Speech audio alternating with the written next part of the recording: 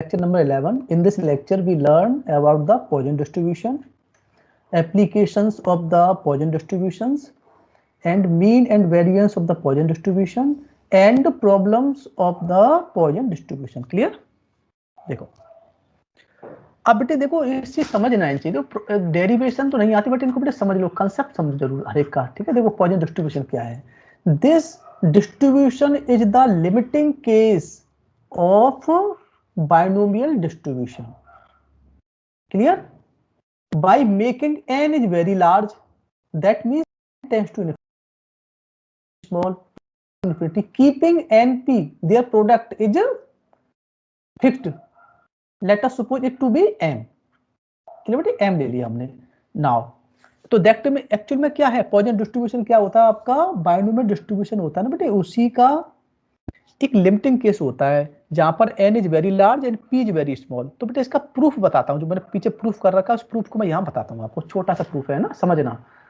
Proof actually बेटे आता तो नहीं है, बट एक बार देख लो आप, है मैं प्रूफ यहां बताता हूं आपको। देखो क्या है, ये आपका बाइनोमियल डिस्ट्रीब्यूशन है, p x is equal to r। क्या होता है, n c r p to the power r q to the power n minus r। ये जो बाइनोमियल डिस्ट्रीब्यूशन है, और हमें करना क्या है, n को बेटे very large, n is very large, p is very small, और there but sorry p is very small को हम लिखते हैं टेंड्स टू 0, ठीक बेटे। और इनका प्रोडक्ट np को हम ले लें फिक्स नंबर m। ये बेटे कंडीशन, ये केस लगाना है, इसमें लिमिटिंग केस लगाना है ये वाली हमें। तो आपका ये वाला क्या बन जाएगा, बाइनोमियल डिस्ट्रीब्यूशन बन जाएगा। तो बेटे सबसे पहले एनसीआर की वैल्यू लिखते हैं। एनसीआर क्या होता है बेटे, n factorial upon r factorial n minus r factorial, ठीक है। अच्छा p एज इट लिख दो, p to the power r q to the power n minus r। समझ में इस चीज को, n फैक्टोरियल बेटे इसको हम काट दो तो ये बन जाएगा, देखो n into n minus 1 dot dot dot, last में आ जाएगा n माइनस r माइनस 1, ये आ गया बेटे। और into n minus r factorial, n minus r factorial upon r factorial into n minus r factorial. तो बेटे देखो ये n माइनस r फैक्टोरियल है, ये वाला टर्म कैंसिल हो गया, तो क्या बचा, p to the power r q to the power n minus r, ठीक है बेटे, ये आ गया आपका। अब देखो बेटा इसमें देखते रहना, यहाँ पे देखो ये बेटे हमारे पास r टर्म बचे। देखो r टर्म है ना, तो मैंने एक तो इसमें से n कॉमन लिया, एक n मैंने इसमें से कॉमन लिया, एक n मैंने इसमें से कॉमन लिया, तो क्या बन जाएगा, n कॉमन लिया तो n to the power r बेटे बाहर आ गया। तो क्या बचा, देखो बेटा 1 बचा, 1 फर्स्ट टर्म में 1 बचा, सेकंड में बचेगा 1 अपॉन 1, n कॉमन ले लिया, इसमें से भी कॉमन लिया तो 1 upon 1 upon n, 1 minus 1 upon n, ठीक है, डॉट डॉट डॉट। इसमें बेटे क्या बचेगा, लास्ट में बचेगा 1 minus r minus 1 by n, है ना, ये अपॉन r फैक्टोरियल और into p to the power r into q to the, बेटे q को भी ये लिख लो आप, q को भी क्या लिख ले हम, 1 माइनस p लिख लें इसे, 1 minus p to the power n minus r लिख लें, ठीक है। अब देखो बेटा ये वाला term n to the power r और p टू दी पावर, इन दोनों को हम एक साथ लिख लें, np बन जाएगा। देखो बेटा क्या बन जाएगा, this becomes np to the power r बन गया, देखो है ना, अपॉन r फैक्टोरियल, इसको भी लिख ले हम।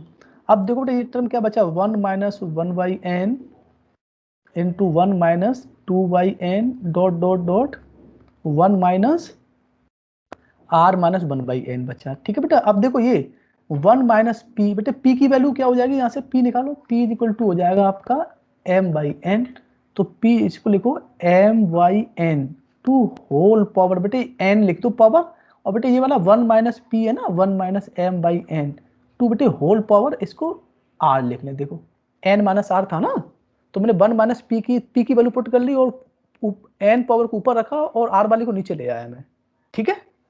अब बेटे अब हमें लगाना क्या है, देखो m और n, बेटे m इनका ये तो m बन गया, सॉरी np तो m बन गया आपका, ठीक है। अब मेरे को क्या लगाना, लिमिटिंग केस लगाना है, limiting case, limit n tends to infinity लगाना है बेटे, पूरे में लिमिट लगा देंगे तो बेटे ये टर्म क्या बन जाएगा, देखो लिमिट लगा दो, ये तो बेटे बन गया m to the power r upon r factorial, ठीक है बेटे ये टर्म। अब अच्छा इसमें बेटे लिमिट लगाओ जैसे ही आप, तो ये टर्म क्या बन जाएगा, 1 माइनस 1 अपॉन इन्फिनिटी, और 1 अपॉन इन्फिनिटी क्या होता है बेटे 0, तो बेटे क्या बनेगा 1 माइनस 0, 1 माइनस 0, साइड टर्म क्या बन जाएगा 1 माइनस 0 बन जाएगा, ठीक है बेटे, ये वाला साइड टर्म यहाँ तक है, ठीक है। देखो लिमिट लगा दी तब। अच्छा बेटे इसमें भी देखो ये बेटे टर्म क्या बन जाएगा, देखो बेटे आपको याद हो फॉर्मूला, एक फॉर्मूला होता था 12th में पढ़ते थे आप, limit n tends to infinity बेटे सब कुछ, है ना, और बेटे ये टर्म है आपका 1 प्लस ए अपॉन एन हो, और बेटे यहाँ पे भी पावर एन हो, देखो यहाँ पे पावर एन हो, यहाँ पर पावर एन, तो बेटे इसका आंसर आता था e to the power a type का आता था answer. Actually e to the power एक का एक्सपेंशन ही है आपका ये, ठीक है, ये क्लियर बेटे ये।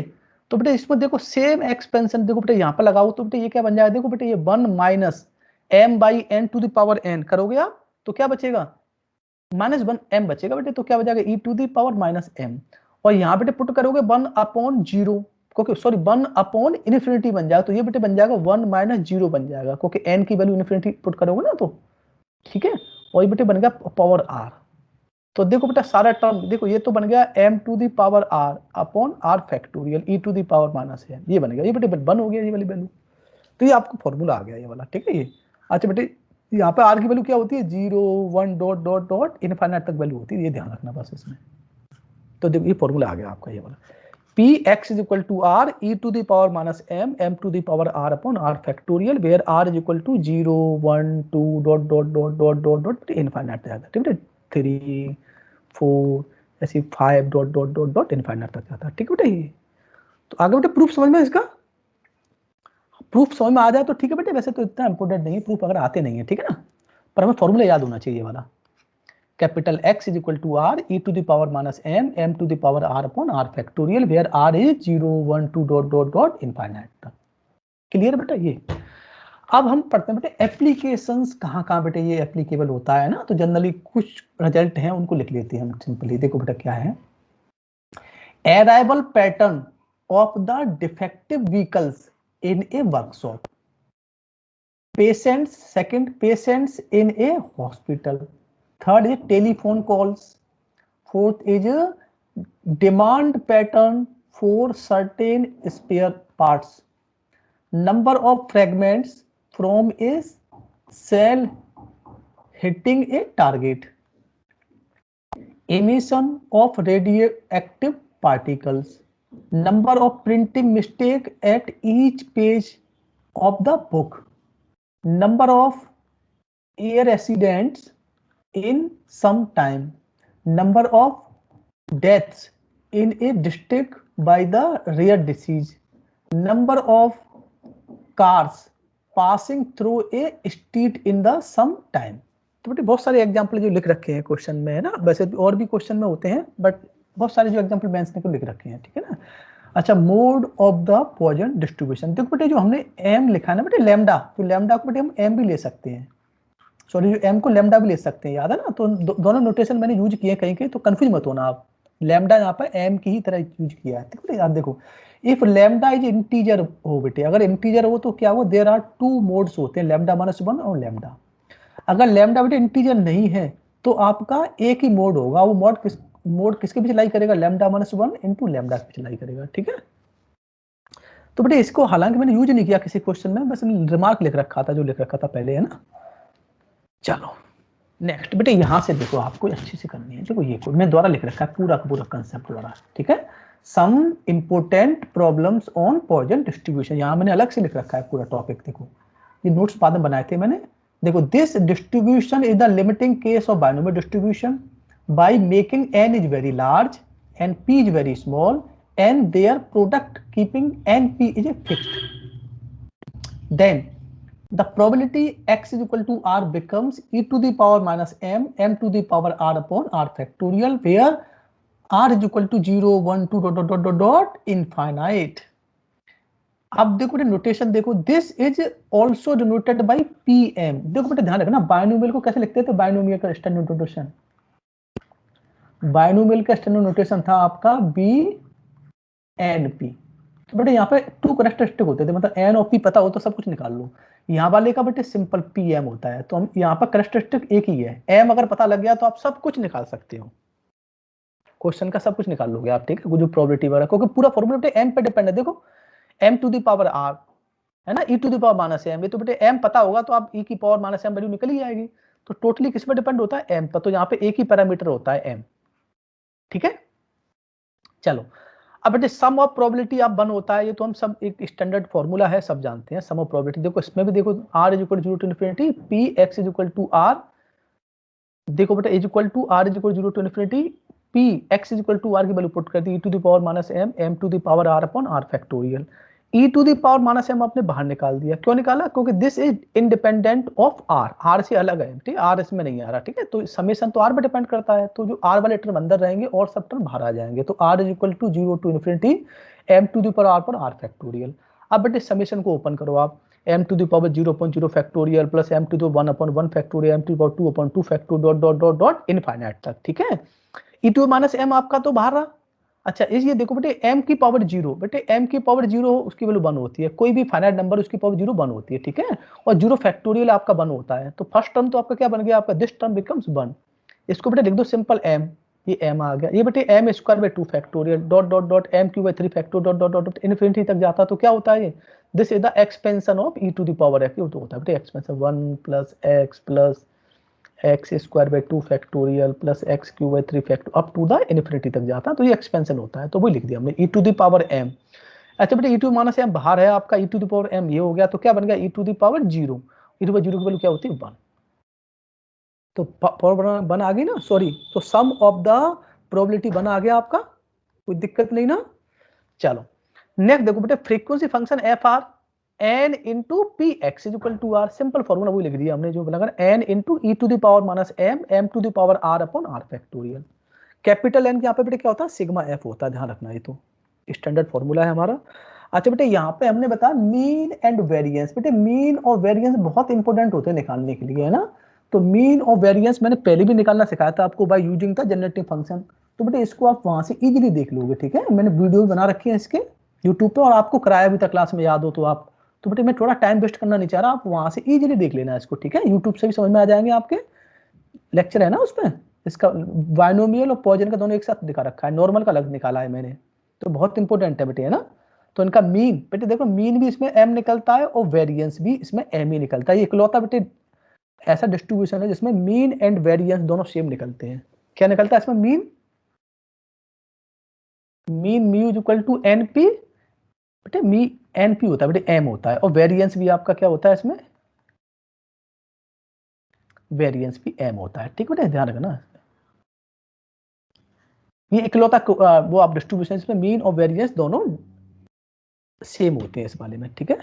चलो अब देखो बेटे क्वेश्चन, बहुत ही अच्छा क्वेश्चन देखो, फर्स्ट क्वेश्चन देखो आप, so that in a Poisson distribution with mean with unit mean, that means बेटे m is equal to question में 1 दे रखा है, with unit mean m is equal to 1 दे रखा है क्वेश्चन में, ठीक है, mean deviation about mean is 2/3 times the standard deviation। बेटे mean deviation क्या होता है बेटे, mean deviation ध्यान रखना बेटे, mean deviation ये होता है बेटे, फॉर्मूला इसका ध्यान रखना, अगर बेटे डिस्क्रीट होगा तो समेशन आ जाएगा, ठीक है, अगर कंटिन्यूस होगा तो इंटीग्रेशन आ जाएगा, जो भी बेटे आपका जो भी है ना ऐसे डिस्क्रीट होगा तो बेटे आपका आ जाएगा, अब अगर आर ले रहे हैं हम तो आर माइनस एम, मीन आ गया बेटे आर माइनस एम, मीन अगर हम लिख रहे हैं, मीन सपोज मैं एक्स बार लिख रहा हूँ तो एक्स बार लिख दिया मैंने मीन, ठीक है बेटा, into p x is equal to r. अगर बेटे ये डिस्क्रीट है तो समेशन आ जाता है, आर इज इक्वल टू 0 से स्टार्ट होकर इनफाइनाइट तक चला जाए, ठीक है इसमें इस वाले में। अच्छा बेटे अगर ये कंटिन्यूस होता तो क्या बनता, वो भी आर माइनस एक्स लिख देते आप, एक्स बार, है ना, और बेटे प्रोबेबिलिटी फंक्शन आता उसमें आपका एफ एक्स, उसमें क्या था प्रोबेबिलिटी फंक्शन आ जाता आपका जो भी फंक्शन होता, और इंटू बेटे आपका आ जाता आपका डी आर लिखा दो, डी आर लिख दो बेटे, अगर अगर अगर हम इसको आर ले रहे हैं इसको तो ये डी आर लिख देंगे बेटे, है ना, हाँ, और कहाँ तक जाएगा बेटे, आपका ये आपका जाएगा इन 0 टू इन्फिनिटी तक जाएगा, ठीक है, ये आएगा बाद में बता दें, ठीक है बेटे, अभी तो हम इसको यूज कर रहे हैं खाली डिस्क्रीट के लिए, ये उसमें हम पढ़ाएंगे तब कराएंगे, ठीक है, पूरा ये फॉर्मूला उसमें ये रहता है, तो बेटे ये फॉर्मूला है आपका मीन डेविएशन का फॉर्मूला, है ना, बस बेटे इसमें सॉरी डेविएशन बेटे आता है तो मीन आता है बेटे, सॉरी वो मॉड आता है, मॉड न्यूमेरिकल वैल्यू लेते हैं यहाँ पे, ये थोड़ा बेटे गलत बोल गया मैं गलती से, है ना, आर माइनस मीन, ये बेटे फॉर्मूला होता है मीन डेविएशन अबाउट मीन का फॉर्मूला होता है, ठीक है, x bar about mean x bar लिख रखा है। तो बेटे सबसे पहले हम क्या करेंगे, सबसे पहले बेटे हम प्रोबेबिलिटी निकाल लेते हैं, p x equal to r, क्या निकलती है, e to the power minus m, m to the power r upon r factorial, और एम की वैल्यू क्वेश्चन बेटे गिवन है 1 दे रखी है क्वेश्चन में, तो क्या बन जाए e to the power minus 1 1 to the power r upon r factorial, बेटे 1 अपॉन ई लिख सकते हैं इसको, देखो 1 upon e to the power minus 1 को 1 upon e into 1 upon r factorial, और आर की वैल्यू क्या है 0 टू इनफाइनाइट तक वैल्यू दे रखी बेटे आर की, ठीक है, वैल्यू इनफाइनाइट तक है। अब लिखो बेटे formula, mean deviation about mean, क्या बनेगा बेटे formula, mod of r minus mean, बेटे मीन पर क्वेश्चन बन है बेटे, मीन तो आर माइनस 1 लिख लिया हमने, r minus 1 mod r minus 1 into p x is equal to r, ये लगा दे बेटे फॉर्मूला, ठीक है। अगर बेटे मीन एक्स बार होता है तो यहाँ पे एक्स बार लिख दिया, पर यहाँ पे हमारे क्वेश्चन में मीन 1 दे रखा है क्वेश्चन में, तो 1 लिख दिया, r minus 1 into p x power p x is equal to r, ठीक है, summation r is equal to 0 to infinity, ठीक है बेटा। अब आर माइनस 1 एज लिख दिया आपने, इसकी वैल्यू लिख दो, p x is equal to r की क्या वैल्यू है 1 upon e 1 upon r factorial. अब देखो बेटा समेशन डिपेंड करता है आर पे, तो 1 अपॉन ई तो कांस्टेंट है, इसके लिए बाहर निकाल दो, 1 अपॉन ई बाहर आ गया आपका, तो क्या बचा summation r is equal to 0 to infinity r minus 1 mod upon r factorial. अब बेटे इस ओपन करो इसे, देखो 1 upon e as it is आपका, इसे ओपन करो, पहले हम पुट करेंगे आर इज इक्वल टू 0, तो क्या बनेगा 0 minus 1 mod upon 0 factorial, first term clear बेटे। अगर हम पुट करेंगे r इज इक्वल टू 1, तो क्या बनेगा 1 minus 1 0 mod upon 1 factorial, plus अब पुट करोगे r इज इक्वल टू 2, तो क्या बनेगा 2 minus 1 upon 2 factorial, plus r is 3 put करोगे 3 minus 1 upon 3 factor dot dot dot dot infinite, ठीक है बेटा। अब देखो देखो बेटे माइनस 1 का मॉड क्या होता है प्लस 1 है ना, और 0 फैक्टोरियल भी आपका क्या होता है 1 होता है, तो बेटे फर्स्ट टर्म तो ये क्या है टोटल, ये फर्स्ट टर्म बन गया 1। अब देखो बेटे ये टर्म तो टोटल 0 हो गया बेटे, क्योंकि 0 मॉड बेटे 0 टर्म तो 0 हो गया ना पूरा पूरा, तो 0 मॉड बेटे क्या होता है 0 होता है ना, तो ये पूरा टर्म बेटे 0 बन गया, ये वाला पूरा टर्म 0 बन गया, तो इसको तो लिखा नहीं है। अब इसके बाद देखो बेटे ये क्या बचा 2 minus 1 mod and 1 upon 2 factorial, ये टर्म आ गया आपका, ये वाला टर्म, ठीक है, ये बनेगा 2 अपॉन 3 फैक्टोरियल, ये वाला term 2 upon 3 factorial, next term बेटे होता है 3 अपॉन 4 फैक्टोरियल, तो ये टर्म आ गई बेटे, सीरीज आ रही है एक तरह की, क्या आ रही है 1 प्लस 1 अपॉन 2 फैक्टोरियल, यहाँ से देखो 2 अपॉन 3 फैक्टोरियल 3 अपॉन 4 फैक्टोरियल, तो बेटे एक तरह की सीरीज क्या है, n upon n plus 1 type का है बेटे, किस तरह की है n upon n plus 1 factorial type की सीरीज है। तो बेटे इसे हम सॉल्व कर लेंगे, कैसे लिखेंगे, इसमें न्यूमरेटर में n प्लस 1 ऐड करेंगे और बेटे सबट्रैक्ट कर देंगे हम, अपॉन n प्लस 1 फैक्टोरियल लिख लेंगे। अब इसको हम डिवाइड कर देंगे n प्लस 1 से, n प्लस 1 फैक्टोरियल से डिवाइड कर दो टर्म को, तो क्या बन जाएगा 1 अपॉन n प्लस 1 फैक्टोरियल। अब देखो बेटा इसको हम क्या लिख सकते हैं, या प्रॉपर्टी जानते हो ना फैक्टोरियल की, n factorial is equal to लिख सकते हो n into n minus 1 factorial, तो बेटे वही हमने लिख दिया है इसको, देखो n प्लस 1 को इसको लिख दिया हमने n plus 1 into n plus 1 minus 1 factorial, ये प्रॉपर्टी यूज कर लीजिए वाली, n फैक्टोरियल क्या होती है n into n plus n minus 1 factorial, वही लिख दिया हमने, ठीक है। तो देखो बेटा ये माइनस 1 कैंसिल हो जाएगा, इससे ये कैंसिल हो गया, तो क्या बचा 1 अपॉन n प्लस 1 फैक्टोरियल, तो क्या आ जाएगा 1 upon n factorial minus 1 upon n plus 1 factorial, ठीक है, ये बन गया आपका, क्लियर, ठीक है ना। ये आ गया बेटे आपका n upon n plus 1 factorial को हम ये लिख सकते हैं, ठीक है बेटा, ये वाला नोटेशन लिख सकते हैं बस, ठीक है। तो देखो ठीक है बेटा, इसको देखो देखो 1 अपॉन ई तो बेटे एज इट इज, देखो 1 अपॉन एज इट इज आ गया, देखो ये वाला, ये 1 आपका टर्म बेटे, देखो 1 टर्म बेटे एज इट इज आ गया आपका, ठीक है, ये एज इट इज आ गया। अब देखो बेटे इसको 1 अपॉन 2 फैक्टोरियल को हम क्या ले सकते हैं बेटे, इसमें लग जाएगा 1 अपॉन 1 प्लस 1 बेटे ना, इस तरह का ना 1 अपॉन 2 फैक्टोरियल, क्या है बेटे ये आपका 1 अपॉन 1 प्लस 1 फैक्टोरियल टाइप का है, तो हम इसे क्या ले सकते हैं बताओ बेटे, इसको देख के 1 upon 1 factorial minus 1 upon 2 factorial लिख सकते हैं बेटे, इस तरह को देखो ना ऐसे, तो क्या लिखा देखो बेटे इस टर्म को हमने, इस बार टर्म को हमने लिखा 1 factorial sorry 1 upon 1 factorial minus 1 upon 2 factorial लिख दिया बेटे, ठीक है, इस टर्म को। अब देखो बेटे इस बार टर्म को 2 upon 3 plus sorry 2 upon 3 factorial को कैसे लिख सकते हैं 2 अपॉन 2 प्लस 1, तो बेटे क्या लिखेंगे 1 upon 2 factorial minus 1 upon 3 factorial, ठीक है। इसको देखो बेटा इसको 1 upon 3 factorial minus 1 upon 4 factorial, तो बेटा ये इस तरह से लिखते चले जाएंगे, और कहाँ तक लिखेंगे इनफाइनाइट तक लिखेंगे। अब देखो बेटा कुछ टर्म कट रहे हैं, देखो बेटा ये वाला माइनस का है, ये वाला एक तरह से कट गया, ये माइनस 1.3 फैक्टोरियल ये कट गया, ऐसे बेटा ये वाला टर्म नेक्स्ट आ रहा है उससे कट जाएगा, तो क्या बचा हमारी खाली एक तो टर्म बेटा ये वाला बचा, ये वाला एज इट इज आ गया ना, एक टर्म बचे ये बचेगा बस, ये वाला पहला वाला टर्म ये नहीं कटेगा, एक ही आ जाएगा हमारा, तो क्या आ गया 1 + 1, तो बेटे 2/3 हो गया, 2/3 इंटू 1 आ गया। अच्छा बेटे हमारे पे मीन, क्वेश्चन में मीन क्या दे रखा है बेटे, मीन और वेरिएंस आप पता दोनों सेम होते हैं बेटे, वेरिएंस भी तो सेम होता है इसमें, तो वेरिएंस बेटे हमारा m ही होता है ना बेटे। वेरिएंस मतलब हमारा सिग्मा स्क्वायर भी क्वेश्चन में कितना बेटे 1 है, तो सिग्मा इज इक्वल टू बेटे क्या होगा, सिग्मा इज इक्वल टू 1 हो गया, SD 1 है हमारा क्वेश्चन में, ठीक है। तो बेटे इसको भी हम लिख सकते हैं 1 लिख दिए, 1 मीन्स SD। तो ये प्रूफ करना था हमें 2/e इंटू SD, ये प्रूफ करना था। तो बहुत अच्छा पार्ट है बेटे, क्वेश्चन वेरी वेरी इंपोर्टेंट, लिख नहीं पाया पर इंपोर्टेंट है बेटे, आया है क्वेश्चन ये भी एग्जाम में, है ना, लिख नहीं पाया मैं गलती से। क्वेश्चन अच्छा है ना बेटा, थोड़ा सा एक्सप्लेन ज्यादा करना पड़ रहा है, बस इसमें थोड़ा ये कंसेप्ट लग जाता है, ये वाला कंसेप्ट यही बच्चे थोड़ा भूल जाते हैं तो गलत हो जाता है, क्वेश्चन चलता नहीं है, ठीक है कि नहीं। हाँ। कुछ बच्चे याद कराते हैं, वो क्या करते हैं यहाँ के काट कूट देते हैं, कुछ बच्चे याद करके आते हैं क्वेश्चन को, वो काट देते हैं, फिर नंबर दे देते हैं उनको, एक्चुअल में उनको 2/e रिजल्ट याद रहता है, उनको 2/e इंटू SD होता है, ठीक है। अब नेक्स्ट क्वेश्चन देखो बेटे आप, X is a Poisson variable, बेटे यहाँ पे वो फ्रूट लगा रखा था इसलिए वो आया नहीं था, ठीक है, कोई गलत नहीं है, सही है यहाँ पे, ठीक है। क्या है, X is the Poisson variable and it is found that the probability that x is equal to 2 is 2/3 of the probability that x is equal to 1। बेटे क्या गिवन है हमें, probability at x is equal to 2 is equal to 2/3 the probability at x is equal to 1, ये बेटे given है हमें। Find the probability that x is equal to 0, हमें probability x को 0 फाइंड करनी है, प्रोबेबिलिटी फाइंड करनी है x इज इक्वल टू 3 पर, and what is the probability x exceed 3, जब x 3 से बड़ा होगा तब प्रोबेबिलिटी क्या होगी, 3 से एक्सीड करा ना, तो 3 ग्रेटर देन और इक्वल टू साइन आता है, ठीक है, एक्सीड्स 3।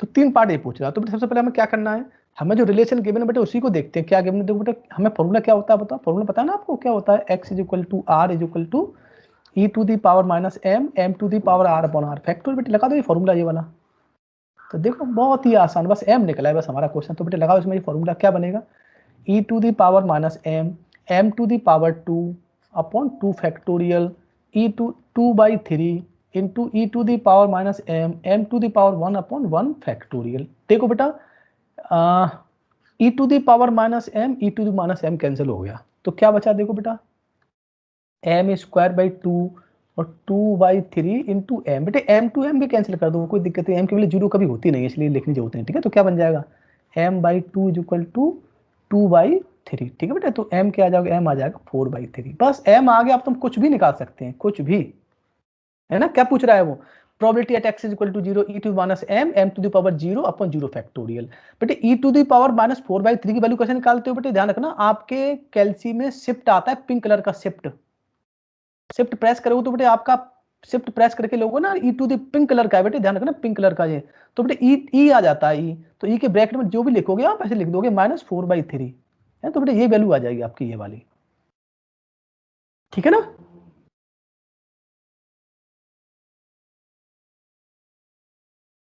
ठीक है, और बेटे सिंपल ई की पावर एक्स वाला भी है बेटे आपका, है ना, ई टू पावर एक्स का भी है कैलसी में, है ना, सीधे सीधे दिख रहा है ना आपको, तो उससे भी निकल आता है ई टू द पावर, तो उसमें आपको लिखना होगा सिंपल, उससे भी निकल आएगा, ठीक है, -4/3, वो मैंने ध्यान नहीं दिया, मैंने पिंक कलर की जरूरत नहीं पड़ेगी, डायरेक्ट हो जाता है आपका, है ना बेटे। ई की पावर एक्स आता है, ई की पावर एक्स देखो येलो कलर का है, देखो ई की पावर एक्स कैलसी में,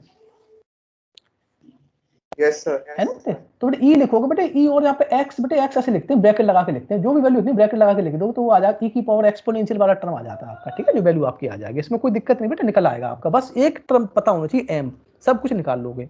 अब देखो बेटे प्रोबेबिलिटी पूछ रहा है p x is equal to 3 पर, तो लगा दो formula direct, e to the power minus m to the power 3 upon 3 factorial, value put कर दो बेटा, ये वैल्यू मिल गई हमें। लास्ट में क्या पूछ रहा है, what is probability x exceeds 3, that means probability x exceeds 3, that means क्या पूछ रहा है, p x greater than equal to 3, तो बेटा ये तो greater than is equal to 3 निकालना तो बेटा टफ है, क्योंकि 3 + 4 + 5 इनफाइनाइट तक जाना बहुत लंबा हो जाएगा, इसलिए हम क्या करेंगे, इसको लिख लेंगे 1 minus p x is less then 3, बेटा यहाँ पे इक्वल लगा रखा है तो हम यहाँ पे साइन लेस देन साइन लगाएंगे, लेस देन, ठीक, लेस देन इक्वल नहीं लगाएंगे, लेस देन साइन लगा देंगे, तो क्या आ जाएगा देखो 1 minus p x is equal to 0, plus p x is equal to 1 plus p x is equal to 2। 3 बेटे इंक्लूड नहीं है, ध्यान रखना 3 इसमें इंक्लूड नहीं है ना, एक्सक्लूड कर दिया 3 को आपने, तो 2 तक टर्म आ जाएंगे। अच्छा बेटे वैल्यू लगा दो, e की पावर माइनस m वैल्यू होती है इसकी value e to the minus m upon m into m की पावर 1 अपॉन 1 फैक्टोरियल, इसकी value e to the power minus m into m square upon 2 factorial.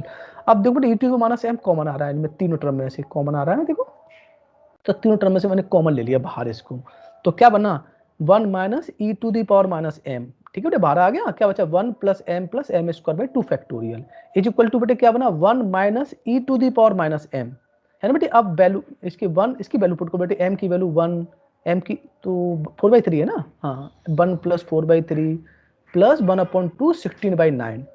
Calculation बेटा कर लोगे आप, सिंपली कैलकुलेशन कर लोगे, ये आपका बन जाएगा 29/9, सॉरी 29/9 बन जाएगा, सही है। और ई को माइनस 4 से मल्टीप्लाई करोगे देन सब्ट्रैक्ट करना 1 में से, तब बेटे आपका आंसर आ जाएगा ये आपकी वैल्यू आ जाएगी। तो बेटे क्वेश्चन नंबर 2 क्लियर है आपको सबको? क्वेश्चन नंबर 2 क्लियर है ना? Yes sir. अच्छा एक क्वेश्चन करा दे बेटा, अभी थोड़ा टाइम है बेटा, एक क्वेश्चन करा देते हैं, ठीक है। देखो ये बेटे क्वेश्चन बहुत आसान क्वेश्चन है बेटे, बट इसमें बेटे थोड़ा सा एक फॉर्मूला अलग है इसमें। देखो क्वेश्चन नंबर 3 क्या है, the variance of Poisson distribution is 2। Variance दे दिया बेटे, देखो मैंने बोला बेटे मीन एंड वेरिएंस दोनों बेटे एम होती है बेटे, दोनों की वैल्यू इसमें एम होती है बेटे, तो क्या दे रखा है 2 दे रखा है क्वेश्चन में, एम की वैल्यू 2 दे दी। अब देखो एम देते ही सब कुछ निकाल लोगे आप, क्लियर है, फॉर्मूला में पता होता है।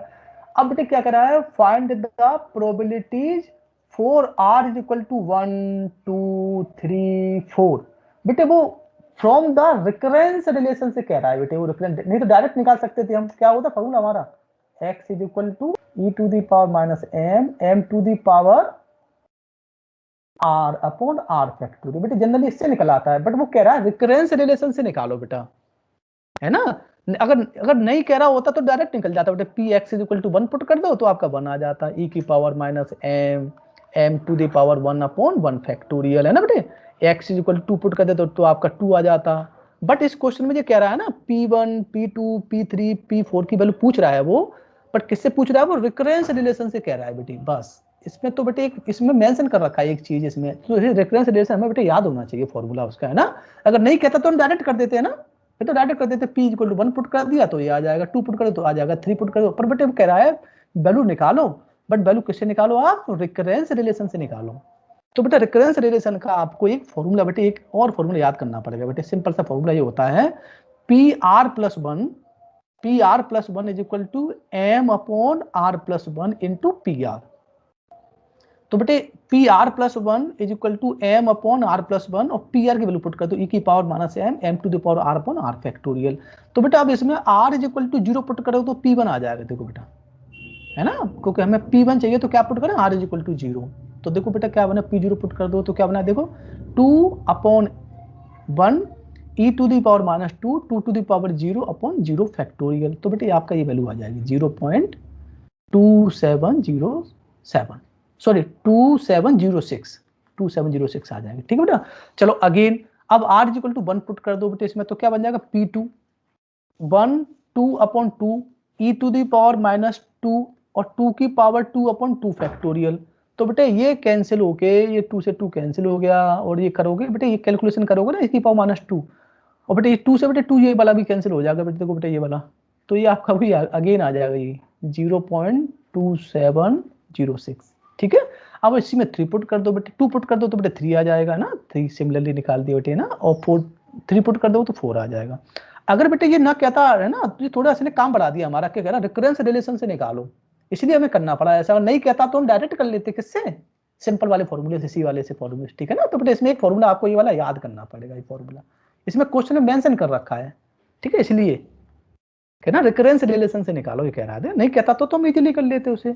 अच्छा बेटे p x is equal to 0 की बेटे जरूरत पड़ेगी, तो बेटे क्या बनेगा e to the power minus 0 और m टू दी, सॉरी बेटा e टू माइनस m होता है बेटा, e to the power minus m to the power 0/0 factorial. तो बेटे बन जाएगा e to the power minus 2, बेटे e की पावर माइनस 2 की बेटे वैल्यू होती है 0.1353। नेक्स्ट पार्ट है ना बेटे, इसमें जरूरत पड़ेगी इस वाले पार्ट की, इसलिए मैं निकाल के बता दिया आपको। देखो नेक्स्ट पार्ट बेटे क्या पूछ रहा है, find the probability x is greater than equal to 4। बेटे x greater than equal to 4 को क्या लिखेंगे हम, डायरेक्ट क्या लिखेंगे बेटे, इसको लिख देंगे हम 1 minus P x is less then 4। तो बेटे कौन कौन सा आ जाएगा इसमें, डायरेक्ट लिख दो, देखो क्या 1 माइनस पी x 0 आ गया बेटे, 1 2 और 3। तो बेटे 0 वाली देखो बेटा 1 वाली वैल्यू आपके पास है, ये रही है ना, 2 वाली भी वैल्यू आपके पास है, ये रही, और 3 वैल्यू भी आपके पास है, ये रही। बेटे 0 वाली मैंने अलग से निकाल के बता दीजिए आपको, ये वैल्यू पुट कर लोगे तो बेटे आपका आंसर आ जाएगा। बहुत अच्छा क्वेश्चन था बेटे ये वाला, वेरी वेरी इंपॉर्टेंट। ठीक बेटे, अब इसके बेटे 3 क्वेश्चन बचे हुए हैं, वो नेक्स्ट क्लास में कर देंगे, तो 6 क्वेश्चन इसके भी हैं।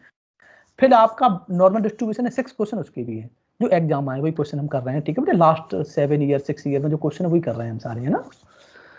अगर बेटे क्वेश्चन अलग से भी आता तब भी आप कर लोगे, इन क्वेश्चनों को करके आप इतने कैपेबल हो जाओगे आप।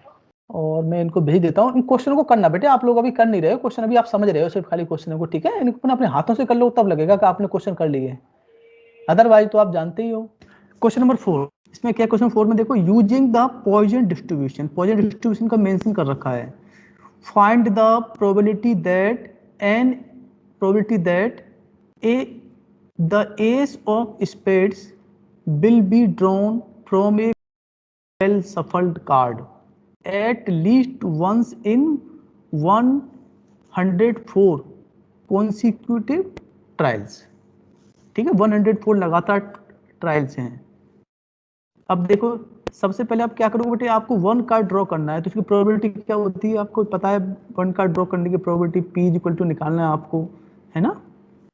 तो कैसे निकालते थे आप, 1/52, टोटल कार्ड 52 है ना आपके, तो प्रोबेबिलिटी सिंपल हो गई आपकी 1/52। क्लियर है। अच्छा, टोटल नंबर ऑफ ट्रायल्स इसमें दे रखे हैं n। ठीक है, और इसने बोल रखा है पॉइजन डिस्ट्रीब्यूशन, अगर नहीं बोलता तो आप कंफ्यूज हो जाते, तो आप बानों में लगाते क्या करते हैं ना, तो दिक्कत होती है आपको, पर इसमें बोल रखा है यूजिंग द पॉइजन डिस्ट्रीब्यूशन। तो बेटे सबसे पहले आप m निकालोगे, m की वैल्यू क्या होती है np, m is equal to np। ठीक है, अब आप n आपका कितना 104, p आपका 152, डिवाइड करोगे आपका 2 आ गया, m की वैल्यू 2 आ गई। ठीक है, अब देखो क्या फाइंड करनी, probability, find the probability that the ace of spades will be drawn from a pack of well shuffled cards। so that means probability at least once, तो क्या आएगा आपका probability x greater than equal to 1, है ना, probability x greater than equal to 1।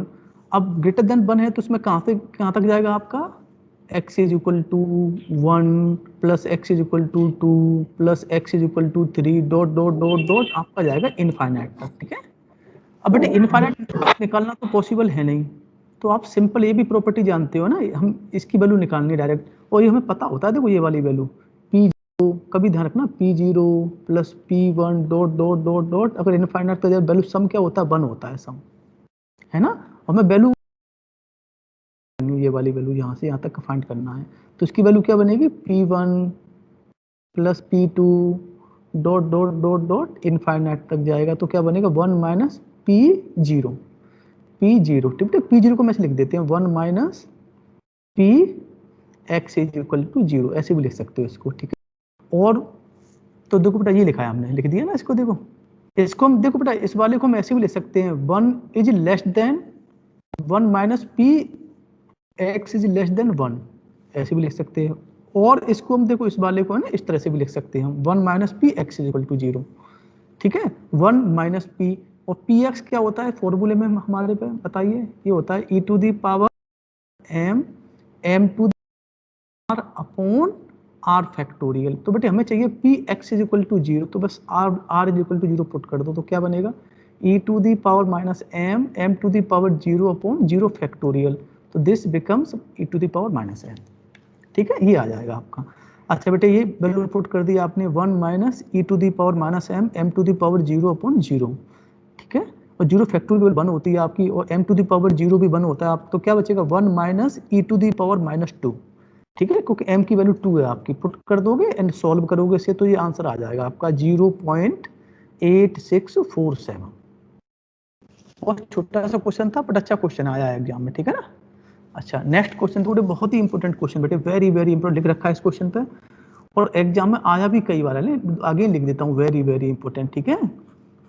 अच्छा बेटे देखो, ये 10, 14, 19 में तो सेम डिजिट के साथ आया है, बट जब भी क्वेश्चन आते हैं ना तो थोड़ा ये इनको चेंज कर देता है, फ्रीक्वेंसी थोड़ा बहुत इनको चेंज कर देता है, तो कंफ्यूज मत हो ना, प्रोसीजर आपका सेम रहता है क्वेश्चनों का। अब देखो क्या है, fit a Poisson distribution to the following data, पहले तो फिट करवा रहा है, फर्स्ट पार्ट पूछ रहा है ना, एंड कैलकुलेट थियोरेटिकल फ्रीक्वेंसीज, और थियोरेटिकल फ्रीक्वेंसी को कैलकुलेट करवा रहा है, तो हमें सेकंड पार्ट भी इसका करना पड़ेगा हमें, है ना। तो ऐसे क्वेश्चन बेटे 10 मार्क्स में आते हैं, बहुत ही इंपॉर्टेंट क्वेश्चन है, ठीक है। अब देखो डेथ्स दे रखी हैं 0, 1, 2, 3, 4, बेटे 0, 1, 2, 3 कुछ भी हो सकता है ना, बताया नहीं इन्होंने, इट मे बी, है ना, मंथ हो सकते हैं, इट मे बी ईयर हो सकते हैं, कुछ भी हो सकते हैं, कुछ बताया नहीं इन्होंने इसके बारे में। डेथ्स दे रखी हैं, ठीक है, और उनकी फ्रीक्वेंसी दे रखी है 122, 100 इसकी दे रखी है 60, इसके 2 पर दे रखी है 15, 3 पर दे रखी है 2 एंड 4 पर दे रखी है 1, ठीक है। तो सबसे पहले बेटे हम क्या करेंगे, हम मीन निकालते हैं। तो मीन का फॉर्मूला क्या होता है, मीन इज इक्वल टू, आप जानते हो mean mu is equal to क्या होता है, sigma f x upon sigma f होता है, ये फ्रीक्वेंसी के टर्म में है ना, और सिग्मा एफ एक्स तो आपको निकालना पड़ेगा, और सिग्मा कैपिटल एफ क्या होता है बेटे, समेशन कैपिटल एफ क्या होता है, कैपिटल एन होता है, आप जानते हो। तो सबसे पहले आप क्या दो, एक्स दे रखा है, एक्स लिख लिया 0, 1, 2, 3, 4, ठीक है, और फ्रीक्वेंसी लिखो, इसमें फ्रीक्वेंसी क्या होगी, एफ 120 दे रखी है, 60 दे रखी है, 15 दे रखी है, 2 दे रखी है, 1 दे रखी है। तो आपने कैपिटल एफ निकाले, समेशन एफ फाइंड किया, तो वो आपका आ गया एन, कैपिटल एन 200 आ गया आपका, क्लियर है। एक्स एफ मल्टीप्लाई इसको 0 इंटू 122 करोगे तो क्या आ जाएगा, 0 आ जाएगा। 1 इंटू 60 करोगे आपका 60 आ गया, 2 इंटू 15 करोगे 30 आ जाएगा आपका, 3 इंटू 2 करोगे 6 आ जाएगा आपका, 1 इंटू 4 करोगे तो 4 आ जाएगा, ठीक है बेटा। तो समेशन एफ एक्स फाइंड कर लोगे easily with the help of the calci, तो इट विल बी 100 निकल आएगा, ठीक है ना। अच्छा लगा दो फॉर्मूला, 100 सिग्मा एफ एक्स की वैल्यू क्या है 100, और capital f means n, n कितना आपका, sorry capital m, summation f आपका कितना है, कैपिटल एन होता है, तो आपका 200 डिवाइड करोगे तो 0.05 एम की वैल्यू आ गई, ठीक है। और रिक्वायर्ड पॉइजन डिस्ट्रीब्यूशन क्या होता है आपका, e to the power minus m, m to the power r upon r factorial, general लिखते हैं p to the x is equal to r, ठीक है। जनरल क्या होता है, e to the power minus m, m to the power r upon r factorial, clear है, ये होता है आपका जनरल। तो आपने बता दिया, ये हो गया। बट बेटे फ्रीक्वेंसी फंक्शन, इसमें फ्रीक्वेंसी भी निकालनी है आपको, है ना। फ्रीक्वेंसी फंक्शन देखेंगे तो क्या हो जाएगा, n into p x is equal to r, n कितना बेटे 200, और इसकी वैल्यू पुट कर दी e to the power minus 0.5 into 0.05 to the power r upon r factorial, ठीक है। एम की वैल्यू पुट कर दी आपने, और यहाँ पे आर की वैल्यू कहाँ है, आर की वैल्यू 0, 1, 2, 3, 4, आर की वैल्यू क्या है 0, 1, 2, 3 एंड 4 तक लिख दिया आपने। ये बेटे फर्स्ट पार्ट हो गया आपका, fit the Poisson distribution to the following data, clear. अब कह रहा है कैलकुलेट द थ्योरेटिकल फ्रीक्वेंसीज, ठीक है बेटा। ये तो हमें फ्रीक्वेंसी दे रखी है, हमें थ्योरेटिकल निकालनी है, मतलब इसी में हमें r is equal to 0 put करना है, तो हमें f0 मतलब 0 पे आ जाएगी फ्रीक्वेंसी आपकी, r1 पुट करना है तो 1 पे फ्रीक्वेंसी आ जाएगी, r2 पुट करना है 2 पे फ्रीक्वेंसी आ जाएगी, 3 पुट करना है 3 फ्रीक्वेंसी, 4 पुट करना है 4 पुट फ्रीक्वेंसी, ठीक है। नेक्स्ट पेज पे करते हैं कैलकुलेशन, देखो बेटा ये हमने कैलकुलेशन नेक्स्ट पेज पे की है, देखो ना, r की वैल्यू लिख दी 0, 1, 2, 3, और ये बेटा फ्रीक्वेंसी हमें क्वेश्चन में गिवन है, वो लिख ली हमने, क्वेश्चन में गिवन वो फ्रीक्वेंसी लिख ली क्वेश्चन वाली, ठीक है। अब हम थ्योरेटिकल निकालेंगे, हम जो निकालते हैं वो ये वाला कॉलम होता है, ठीक है।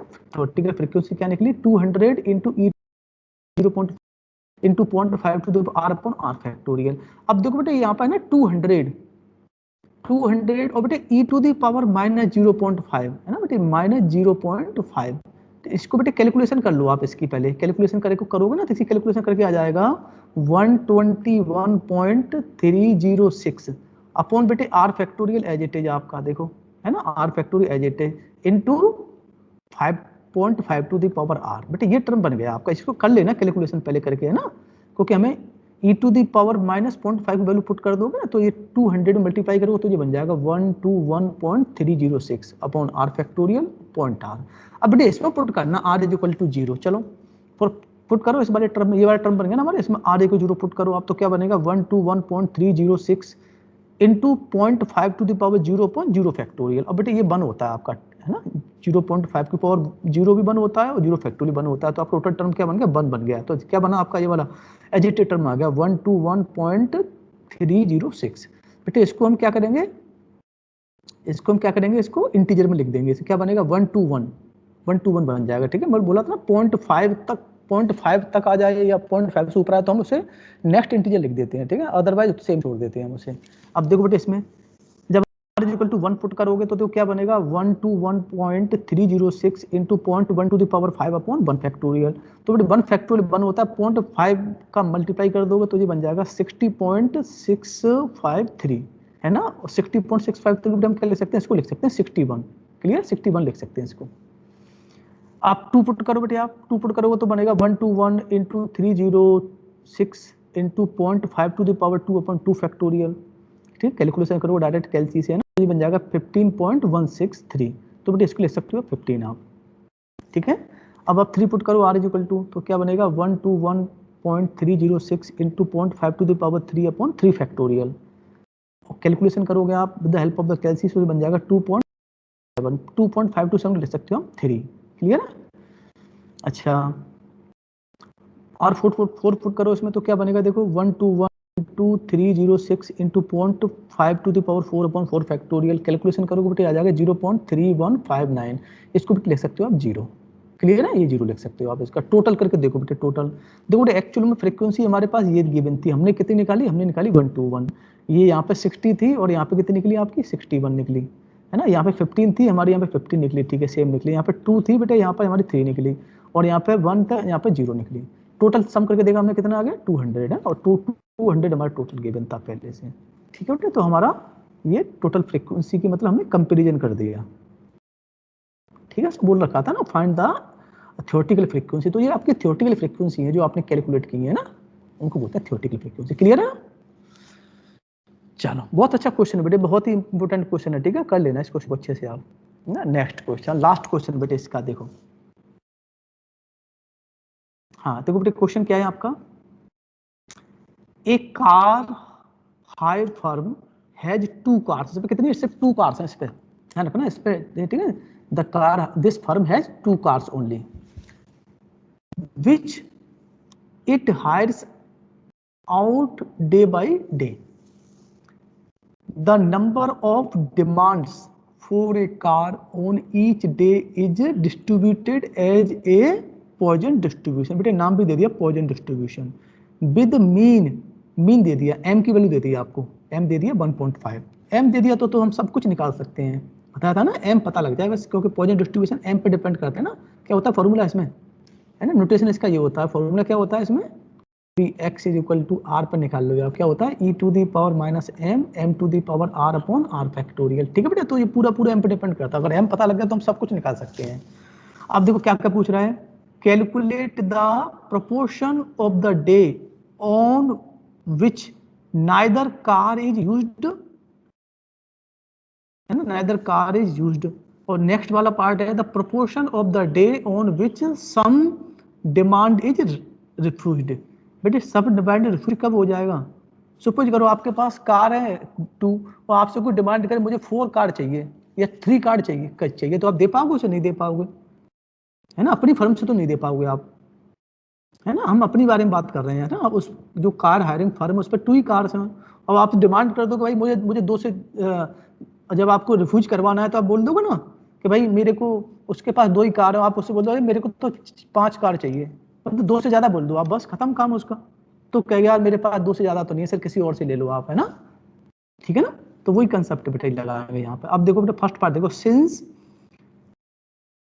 Demand for a car is distributed as a Poisson distribution with mean दे रखा है बेटे क्वेश्चन में, एम की वैल्यू दे रखी है 1.5 सॉरी 1.5 आपको गिवन है एम। ठीक है, तो फर्स्ट पार्ट देखो, calculate the proportion of the days on which neither car is used. बेटे नाइदर कार इज यूज्ड इसका मतलब क्या हो गया, कोई कार यूज नहीं कर रहा है ना, तो दैट मीन्स क्या हो गया, x इज इक्वल टू 0 पूछ रहा है आपसे, proportion of the day on which neither car is used is equal to probability of there being no demand for the car, no demand for the car। That means x is equal to 0. e to the power minus m to the power 0.0 factorial. e to the power minus m की value 1.5 है, m to the power 0 1 हो गया, 0 factorial 1 हो गया. आप calculation करोगे तो आज आपका आ जाएगा 0.2231. ठीक है बेटा. अब second part, proportion of the day on which some demand is refused. बेटे वही है, सम डिमांड, उसके पास 2, हमने डिमांड कर दी, हमने 3 कार चाहिए या 4 कार चाहिए या 5 कार चाहिए, मतलब 2 से ज्यादा बोल दे हम उसको, है ना, तो क्या होगा, डिमांड रिफ्यूज हो जाएगी हमारी. तो वो ये देखो, proportion of the days on which some demand is refused, that means probability for the number of demand to be more than 2. बस उसके पास कार ही 2 हैं, हम उससे डिमांड करें ज्यादा की, that means probability x greater than is equal to greater than 2, probability x greater than 2. ठीक है बेटा. इसको क्या ले सकते हो, 1 minus probability x is less than equal to 2. That means 1 minus probability x is equal to 0 plus probability x is equal to 1 plus probability x is equal to 2. बेटा clear है ये वाला. आपको क्या चाहिए, आपको बेटा इसका मतलब क्या होता है, p ग्रेटर देन 2 का मतलब क्या हो गया, मतलब p3 plus p4 dot dot dot dot dot, सबका सम कितना बेटे आप जानते हो, सबका सम कितना होता है, p0 प्लस p1 और प्लस p2, सबका सम कितना होता है आपका, इन्फिनिटी तक 1 होता है. ठीक है. आपको वैल्यू चाहिए कहाँ से, यहाँ से चाहिए वैल्यू ये वाली, तो क्या बन जाएगा, simple 1 minus probability x is equal to 0 plus probability x is equal to 1 plus probability x is equal to 2 भी लिख दो बेटे, सिंपल है ना, ये आपको निकालना है. तो देखो p x is equal to 0 क्या बना, e to the power minus m to the power 0.0 factorial, x is equal to 1 e to the power minus m to the power 1/1 factorial, p x is equal to 2 e to the power minus m to the power 2/2 factorial. अब देखो बेटे इसमें से e to the power m common आ गया आपका, है ना, तो क्या बना 1 प्लस m स्क्वायर बाय 2. अब बेटे m की वैल्यू पुट कर दो, 1 minus e to the power minus 15, value put करो 1 प्लस, ठीक है, sorry minus e to minus 1.5 बेटे 15 नहीं है, माइनस 1.5, ठीक है, इनटू ब्रैकेट में 1 plus 1.5 plus 1.5 square by 2 factorial. बेटे कैलकुलेशन कर लोगे इजीली पहले और फिर 1 से सब्ट्रैक्ट कर दोगे, तो सो वी गेट 0.1912625. तो बेटे ये 6 क्वेश्चन है बेटे, जो अभी आपके लास्ट 7-8 ईयर से आ रहे हैं क्वेश्चन, 6 क्वेश्चन मैंने कर रखे हैं. ठीक है. तो इनको आप अच्छे से प्रैक्टिस करना, और ये बेटे आपका खत्म हो गया आपका. ठीक है. Okay, thank you. चलो खत्म कर देते हैं इसको. नेक्स्ट हम स्टार्ट करते हैं बाय नॉर्मल डिस्ट्रीब्यूशन. तो बेटा बहुत ही आसान टॉपिक है ना, आप इससे बहुत, अरे मोर देन 2 कैसे होगा, क्या बेटा, सर इसमें लिखा है रिफ्यूज, मतलब मोर देन 2 कैसे हुआ सर ये, तुम भी बताओ क्लास कब ज्वाइन की है तुमने, सर अभी तो करिए सर, कितनी देर पहले क्लास ज्वाइन की है तुमने, नहीं सर नहीं, बहुत पहले करी थी, बहुत पहले करी थी सर, वो नहीं आ रही थी, स्क्रीन नहीं आ रही थी, इसलिए दोबारा करी है मैंने अभी. हाँ तो मैंने भैया ये बताया था बेटा, ऐसे आपके पास 2 कार हैं, आपकी कंपनी है ना, आपके पास 2 कार हैं, ठीक है, और आपसे कोई डिमांड कर दे कि भाई मेरे को तो 3 कार चाहिए या 4 कार चाहिए, 5 कार चाहिए, 2 से ज्यादा डिमांड कर, तो आप क्या करोगे, उसमें रिफ्यूज कर दोगे ना उसे आप, क्योंकि नहीं भाई मेरे पास तो नहीं है, भाई मेरे पास 2 कार हैं, अपनी कंपनी की गारंटी ले रहे हो ना तुम, ऐसे तो नहीं तुम नहीं किसी को अपनी कंपनी दे दो, किसी और किसी से दे दो, ऐसे 2 दे पाओगे आप. ठीक है. कार हायरिंग जो फर्म है उस पर 2 ही कार है उस पर, इसलिए तो रिफ्यूज कब होगा, जब आपसे ज्यादा डिमांड कर दो, तो कहेगा नहीं सर मेरे पास 2 ही कार हैं, तो मैं आपको 2 ही दे पाऊंगा, इससे ज्यादा नहीं दे पाऊंगा. वो कहेगा 3, रिफ्यूज जब भी तो होगा, वो 3 मांगो या 4 मांगो तो रिफ्यूज कर देगा वो. क्लियर है,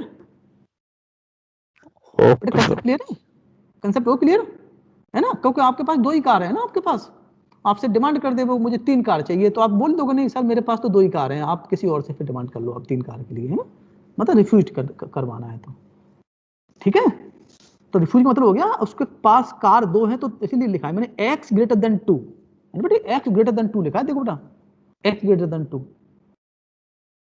ठीक है. इसका मतलब क्या होगा, x ग्रेटर देन 2 का मतलब क्या हो गया आपका, p2 p3 p4 सब का सम आ गया आपका, है ना, और ये इसकी वैल्यू क्या होती है 1 minus p0 plus p1 plus p2. ठीक है, ये याद लिख दिया आपका. क्लियर है. चलो ओके सर, टाइम से ज्वाइन कर लिया बेटा, जी मैंने पहली क्वेश्चन स्टार्ट करने से पहले बताया था ये वाली बात तो ना मैंने. Okay, thank you.